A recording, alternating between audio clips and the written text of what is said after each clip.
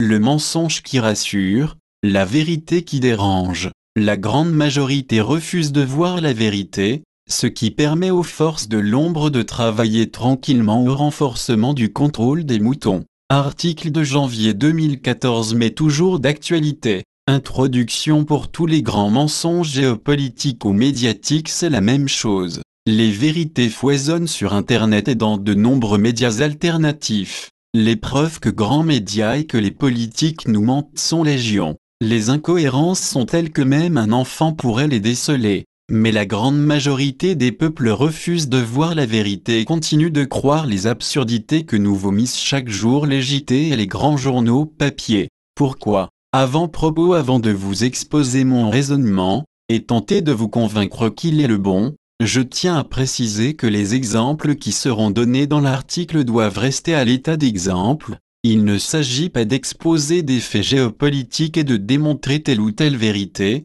mais bien de répondre à la question du titre, pourquoi les gens refusent-ils de voir la vérité, quelle qu'elle soit ? Car je tiens aussi à préciser que lorsque je parle de vérité, je ne parle absolument pas de ma vérité. Je n'ai pas la prétention de connaître la vérité mais pars du postulat que tout a une vérité, causalité, et que dans certains cas elle est incontestable. Exemple, j'ai les yeux verts, c'est incontestable. C'est à la fois ma vérité et la vérité. Les attentats du 11 septembre 2001 ont été organisés par le gouvernement US. C'est contestable. C'est ma vérité mais pas forcément la vérité. Je ne vous l'imposerai donc pas. http://img.ixo/image.com/files7/8/c/b/gm-mouton-2c5c735.png Assimilation des chocs. Pour comprendre pourquoi les gens refusent de voir la vérité,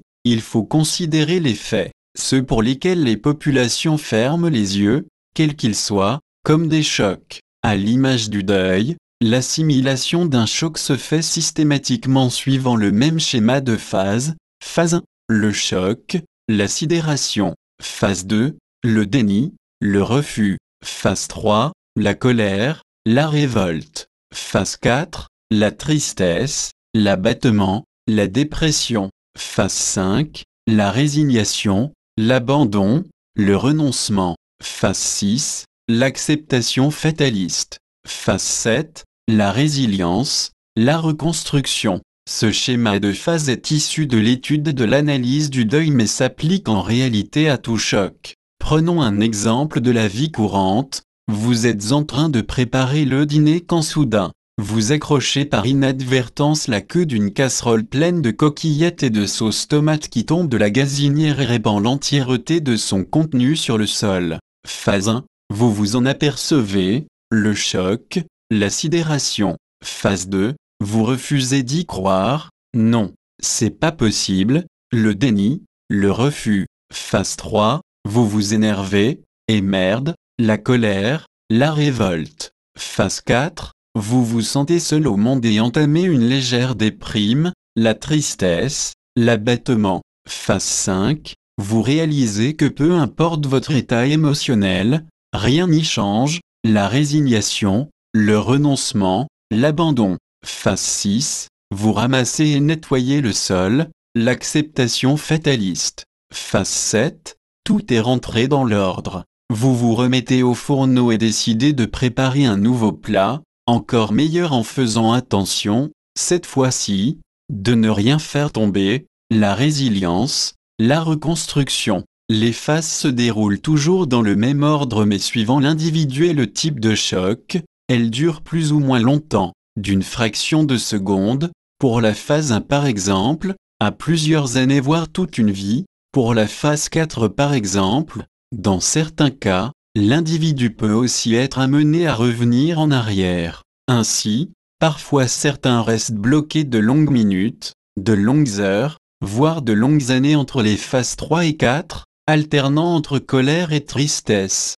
http://www.terresacré.org/actualite/fichier/image/2014-01 1-389459061-y9t.jpg. Bloqué dans le déni, au-delà de la vitesse de progression, si l'on applique ce schéma de phase aux grands mensonges géopolitiques ou médiatiques et à la manière dont les peuples les assimilent et les traitent, on s'aperçoit qu'il y a deux grandes catégories de personnes. La catégorie de ceux qui ont passé la phase du déni et du refus, et qui évoluent dans les phases suivantes, 1 à 10% de la population, et celle de ceux qui restent bloqués dans la phase du déni et qui n'arrivent pas, ou plutôt qui refusent de passer aux phases suivantes, 90 à 99% de la population. Et c'est là qu'est le problème.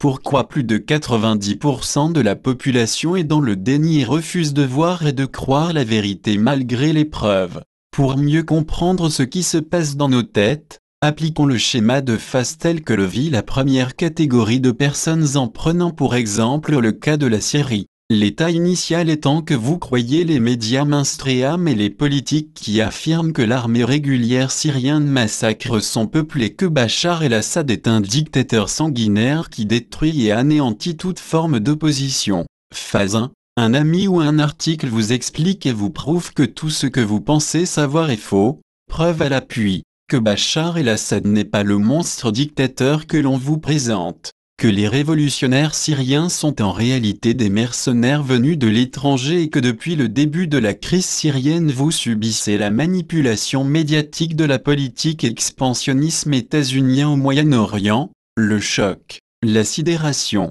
http://www.philippe-contant/2080/2010-2015/2008/mon-cerveau.jpg. Phase 2. Vous vous dites que ça n'est pas possible, que si c'était vrai tout le monde le saurait. Vous vous persuadez que la télé et les journaux disent la vérité, qu'ils le font ainsi depuis toujours et qu'il n'y a pas de raison que ça change. Vous n'osez pas remettre en question son impartialité. Le faire voudrait dire qu'ils auraient pu vous mentir sur tout un tas d'autres sujets avant, et ça vous n'êtes pas prêt à l'accepter. Le déni, le refus. Phase 3, vous vous énervez, la colère, la révolte. Phase 4, vous êtes touché au cœur et blessé à l'âme. Triste d'apprendre que l'on vous a trahi et que l'on a abusé de votre confiance, la tristesse, l'abattement. Phase 5, vous vous rendez compte que ça ne sert à rien de s'énerver ou de s'apitoyer, la résignation, le renoncement, l'abandon. Phase 6, vous réalisez ce qu'il se passe réellement en Syrie et commencez à comprendre comment fonctionne le monde médiatico-politique, l'acceptation fataliste. Phase 7, vous décidez de ne plus croire en tous leurs mensonges, de revoir votre façon de penser et de vous informer, de diffuser l'information dite libre auprès de vos proches. Mais surtout vous retrouvez le sourire car vous réalisez que vous êtes enfin libre de penser et de croire ce que vous voulez. Vous avez atteint la phase 7 et désormais votre objectif est de provoquer la phase 1 auprès des autres, la résilience, la reconstruction. http://ecladata.com/iynqxpckSDL9NTT9GZXK4OD8.jpg. Je le répète, il s'agit d'un exemple, le but étant de comprendre le déroulement des phases et non d'analyser ce qui se passe en Syrie. Évidemment y transparaissent mes convictions personnelles mais loin de moi l'idée de vouloir vous les imposer. C'est ma vérité et accepte volontiers que ça ne soit pas la vôtre. Aussi, pour des phases identiques, le contenu des phases n'est pas forcément le même pour tout le monde, surtout pour la dernière phase. On observe deux grands courants dans la phase 7. Le courant de ceux qui baissent les bras, les fatalistes, et celui de ceux qui se remontent les manches, les optimistes. Les fatalistes pensent que ça ne sert à rien de se battre, que le combat est perdu d'avance, que quoi qu'ils fassent les forts gagneront et les faibles perdront. Les optimistes, eux, entrent en résistance. Ils pensent qu'il est encore temps de se battre, que le combat n'est pas perdu, que les faibles peuvent encore s'en sortir. http:// www.penser-unique.fr/image/Yann-Paul.jpg. Vie en groupe et peurs associées. Nous l'avons vu précédemment, il y a de grandes catégories de personnes, la catégorie de ceux qui ont passé la phase du déni et du refus, et qui évoluent dans les phases suivantes, 1 à 10% de la population, et celle de ceux qui restent bloqués dans la phase du déni et qui n'arrivent pas, ou plutôt qui refusent de passer aux phases suivantes, 90 à 99% de la population. Mais pourquoi donc la majeure partie de la population reste bloquée dans la phase de le déni, le refus? Il leur arrive parfois d'évoluer vers les phases 3 et 4 mais ils reviennent systématiquement et stagnent dans le refus de croire la vérité malgré les preuves. Pour comprendre ceci, il faut introduire les notions de vie en groupe, de vie en société, de relations entre les individus et parler des 3 peurs fondamentales de l'homme dans un groupe. Il est admis qu'au-delà de la volonté de se reproduire et de la peur de la mort, le comportement d'un individu au sein d'un groupe d'individus est principalement déterminé par 3 grandes peurs, la peur d'être humilié, la peur d'être rejeté et la peur d'être ignoré. Observez les gens autour de vous, observez les gens au sein des groupes, observez la manière dont les gens agissent et attardez-vous sur les comportements qui vous semblent anormaux, étranges, hypocrites, méchants, bizarres, illogiques, etc. Posez-vous ensuite la question suivante, pourquoi, dans ce groupe, cette personne a agi ainsi, alors qu'en toute logique, en étant sincère, gentille, et pour le bien-être commun, elle aurait dû agir autrement? Si vous cherchez la cause fondamentale, ce qui n'est pas toujours simple, vous verrez que dans la quasi-totalité des cas le comportement a été motivé par l'une des 3 peurs fondamentales de l'homme dans un groupe, être humilié, être rejeté et être ignoré. Pourquoi cet adolescent s'est mis à fumer alors qu'il n'aime pas ça? Parce que la majorité des adolescents de son groupe le font et qu'il avait peur d'être rejeté ou humilié par les autres. Pourquoi cet homosexuel ne dit pas à son entourage qu'il n'aime pas les femmes? Parce que la majorité de son entourage est hétérosexuel et qu'il a peur d'être rejeté ou humilié. Les exemples sont infinis. http://www.terresacré.org/actualite/1389643-Z7v.jpg. Revenons maintenant à notre deuxième catégorie de personnes, ceux qui restent bloqués dans le déni. Considérons-les comme faisant partie d'un ou plusieurs groupes. Vous, par exemple, faites partie du groupe des Français, du groupe de ceux qui travaillent dans l'entreprise 10, du groupe de ceux qui vivent dans ville Y, etc. Considérons maintenant le fait qu'ils restent bloqués dans la phase 2 comme un comportement illogique et hypocrite, allant à l'encontre du bien-être commun. Essayons maintenant de comprendre la raison du déni. Pour lutter contre leur peur et se mettre à l'abri du danger potentiel d'être humiliés, rejetés ou ignorés, les individus d'un groupe ont généralement tendance à vouloir ressembler à la masse et à vouloir se comporter comme elle. En ressemblant le plus possible aux autres individus du groupe, on limite les différences et donc les risques potentiels d'être humiliés, rejetés ou ignorés. Pour reprendre le cas de l'ado qui fume, il faut comprendre qu'il fume uniquement pour ressembler aux autres, faire comme eux et donc garantir son intégrité au sein du groupe. C'est là qu'on se rend compte que mis à part quelques loups solitaires, l'homme est indéniablement fait pour vivre en groupe. Sinon nous ne ferions pas tous ces efforts pour nous intégrer et ressembler aux autres. http://img.over-bloc-qui-oui.com/0/59/002/7/0-116B1-8F7F2-1-4F09-408-7-Beverit-1-2.jpg. Concernant les faits d'actualité, les gens bloqués dans le déni sont persuadés que la majorité du groupe croit en la version des médias mainstream. Ils en sont persuadés pour la seule raison que ces mêmes médias s'efforcent à ridiculiser toute brebis égarée, à les faire passer pour des cas isolés et à faire croire à chaque individu du groupe que tous les autres croient en leur version des faits. Et tout naturellement, chaque individu du groupe,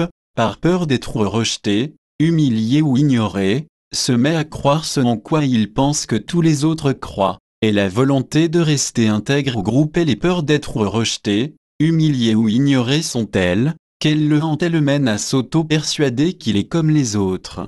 Tout comme l'ado trouve le goût de la cigarette bon alors que ça ne l'est pas, l'homme trouve la version des médias mainstream logique et juste, alors que de toute évidence elle ne l'est pas. On observe ce même mécanisme d'auto-persuasion chez ces hommes qui, à force d'être accusés, finissent par croire en leur culpabilité et avouer des crimes qu'ils n'ont pas commis sans même que les détecteurs de mensonges ne décèlent la moindre anomalie. Pour résumer, si la majorité des peuples refusent de voir la vérité, c'est uniquement par peur d'être différent, par peur de se retrouver dans la minorité et par peur d'être rejeté, humilié ou ignoré. Dans ce cas, me direz-vous, pourquoi certains hommes, comme nous, osent penser et croire différemment? Ceux-ci n'ont-ils pas peur d'être rejetés, humiliés, ignorés?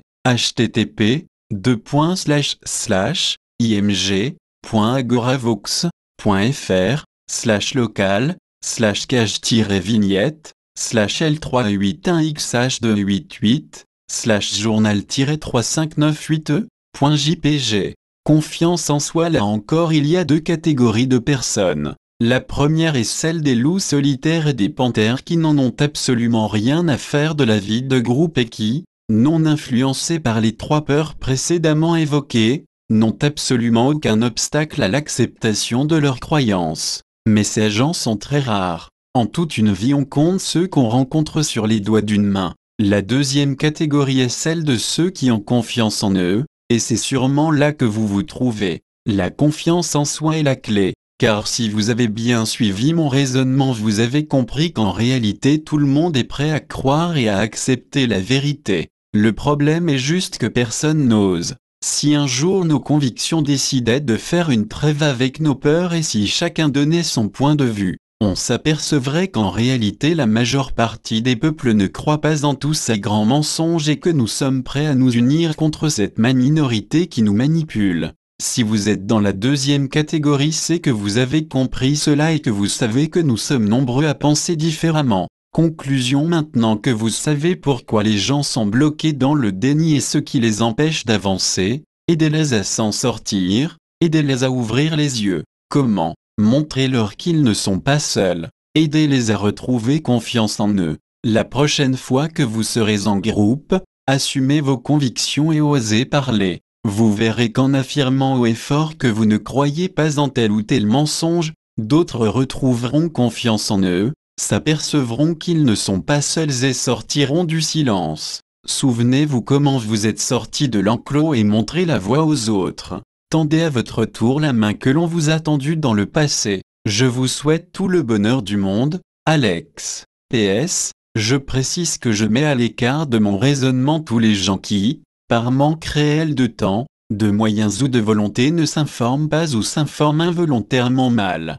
J'omets donc de considérer le facteur exposition à l'information dite libre. Par exemple, une femme célibataire, qui travaille 6 jours sur 7, qui gagne le SMIC, qui passe chaque jour 3 heures dans sa voiture ou dans les transports en commun, qui n'a pas Internet, qui chaque soir doit s'occuper de ses 3 enfants à charge, et qui ne s'informe que quelques minutes par jour via les journaux télévisés, n'a évidemment pas le temps et les moyens de s'informer correctement. Ses besoins vitaux, manger, dormir, et le bien-être immédiat de ses enfants est prioritaire, et on peut le comprendre. Je suis conscient qu'un certain nombre de personnes sont dans cette situation, mais je pense aussi que cela reste une minorité, moins de 1%, et qu'il ne faut pas se cacher derrière cette fausse excuse du manque de temps. Il ne faut pas confondre les besoins vitaux auxquels on est obligé d'accorder du temps et de l'énergie, et les besoins non vitaux que l'on peut aisément remplacer par le besoin de s'informer,